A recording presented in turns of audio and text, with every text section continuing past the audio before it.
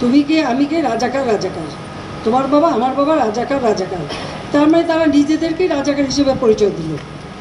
আমি তো তাদের রাজাকার বলিনি। আমার একটা কথা নিয়ে তারা কিছু কতদিন প্রতিবাদ করলো। কী কথা বলেছিলাম আমি? আমার কথাটাকে বিকৃত করা হয়েছিল। আমি বলেছিলাম মেধা মেধা মেধা, কোটা না মেধা। তো কোটা আমাদের নারীর কোটা, প্রতিবন্ধীদের কোটা, নৃগোষ্ঠীর কোটা, প্রত্যেক জেলার কোটা, মুক্তিযোদ্ধা পরিবারের কোটা, সেগুলো তো আমি বাতিলও করে দিয়েছিলাম।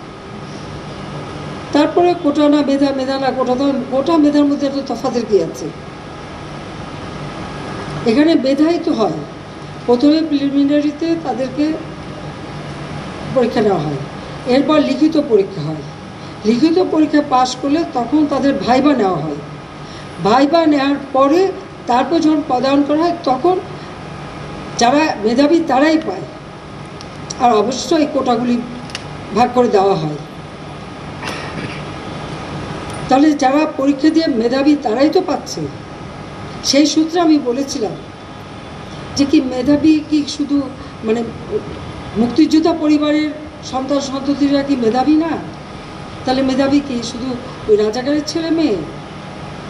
এটা বলার সাথে সাথে তাদের স্লোগান দাও কি, বিকেল 4টায় আমি প্রেস কনফারেন্স করি, কয়েক ঘন্টা চলে যায়। হঠাৎ রাত্রেবেলা বোধহয় 11টা 11:30টার দিকে দেখলাম অনেক ছেলে মেয়ে বের হয়ে আসছে, মেয়েরা হল থেকে বের হয়ে আসছে। তাদের স্লোগানটা কি? যে তারা রাজাকার, তুমি কে আমি কে, রাজাকার রাজাকার, তোমার বাবা আমার বাবা রাজাকার রাজাকার। তার মানে তারা নিজেদেরকেই রাজাকার হিসেবে পরিচয় দিল। আমি তো তাদের রাজাকার বলিনি। তারা নিজেরাই স্লোগান দিয়ে নিজেদেরকে রাজাকার হিসেবে পরিচিত করলো সকলের কাছে।